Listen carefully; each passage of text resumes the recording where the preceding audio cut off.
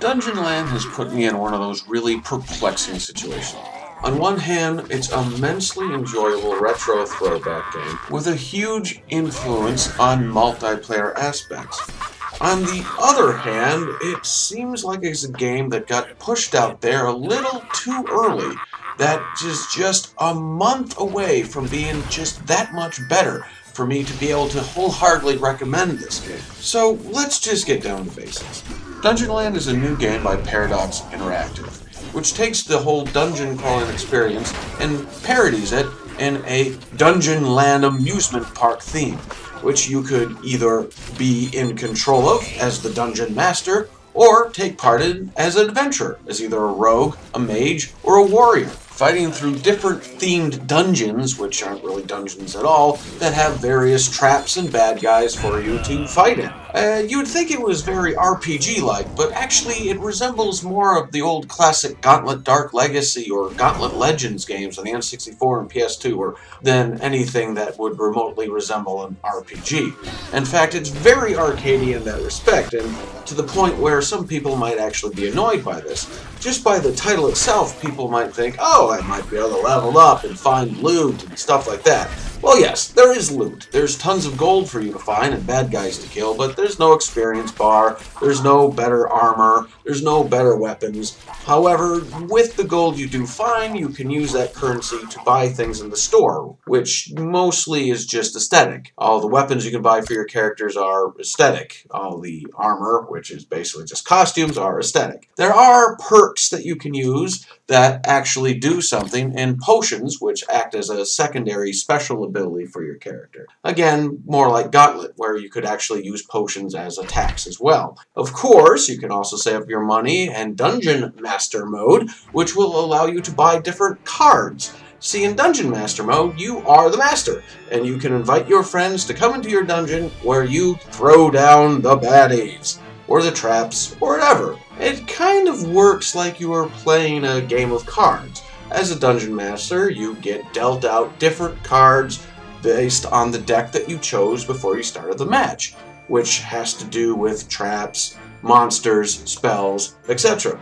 You also have a, I guess, bad guy meter on the right-hand side that, once it fills up, you have the ability to send out special groups of monsters and mini-monsters. You can stack your deck whatever way you want, but how they're dealt to you is completely random.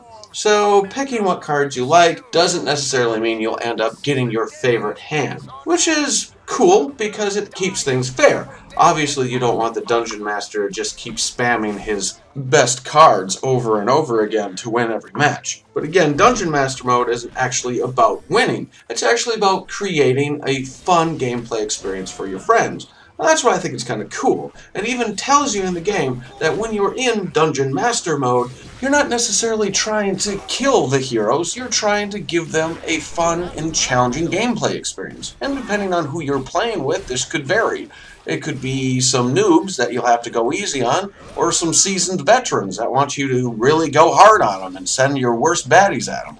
Again, this also has to do with the deck you're drawing, which kind of leads to some balance issues. Every now and then, when you play Dungeon Master mode, you'll get a hand right off the bat that can completely decimate the heroes, but you don't want to use that kind of hand because it'll completely ruin the gameplay experience. But yet later on in the level, when you actually do want to ramp up the challenge and throw some harder stuff at them, you might not actually have a hand you want. Other than that, the typical gameplay from the hero standpoint is pretty basic. You can use the keyboard and mouse, or you can use a gamepad as well, and you can play local or online co-op. And you can dodge, use a special move depending on which character class within your class is. Mages can be fire mages or lightning mages, and rogues can use a gun or knives as their main weapon. They pretty much all do the same amount of damage for the most part. I don't really see much of a difference. Again, this is where the whole RPG element light would have been nice in the game, but it didn't look like they really utilize it. Again, going back to the store, there's tons of stuff you can buy for your character, but not a lot of it actually affects the gameplay. along with the loot that you pick up while you're playing the game, doesn't really help that much either, besides occasionally getting an extra life, which, by the way, all heroes share the same lives, so you really have to be careful and make sure to watch, so if your buddy does go down, you get over there to pick him up as soon as possible. Now on to some parts that I don't like about the game. Like I said before, it just feels like they missed an opportunity with not adding extra elements to it. Like maybe having some of the weapons you can buy in the store have extra stats to it. But mostly the weapons that you can buy in the game just are for look. That's all. I guess that's what the perks are for. The next gripe is how it feels like it got pushed out the door way too soon. This is one of those games where you just kind of know that they had a deadline and they're like, well, we got to make it to the deadline and patch everything later. Basically, there was a patch for this game the very next day after it was released. It's great that Paradox Interactive is addressing these. In fact, on the Steam hub for this game, they have a thread that they've been talking to the fans about, getting feedback with, and listening to, which is all fine and dandy, but it also feels like it's a little too late. A lot of people were disappointed right out of the box, so much so that they were already throwing up bad comments and bad reviews, which kind of hurts a game that really has potential to be immensely enjoyable. There's coming soon text all over the game. Coming soon? Maybe are we expecting some DLC here or something? Coming soon just means like, well, we wanted to put it in, but we just didn't get a chance to, so maybe we'll sell it to you later. I hope it doesn't come down to that. Because again, besides all the balance issues, which there tend to be here or there, the bugs that crop up from time to time, and the missing content, besides all that, this is an immensely fun game. Dungeon Master mode is just great. You have the ability to possess any of your creatures and use them to attack. There's really goofy, funny, parody-like boss battles at the end, and it's just kind of cool being able to reign over these heroes and spam that laugh button over and over again until they go insane. And the throwback arcadey feel of playing as the heroes just puts a big smile on your face.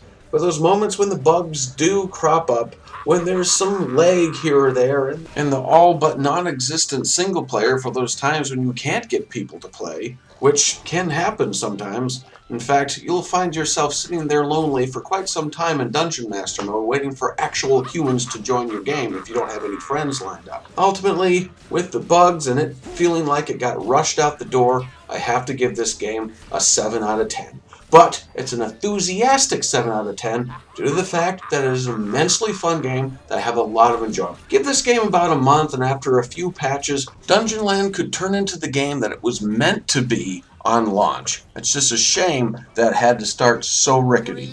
Ultimately though, folks, just remember, a 7 doesn't mean it's a bad game, and I'm enthusiastically saying you can spend your money worse elsewhere. Thanks for listening to this review of DungeonLand on Steam from Paradox Interactive, and if you like this review, please check out my other ones. Don't forget to rate, comment, and subscribe if you haven't already. Puts a big smile on my face and lets me know I'm doing my job.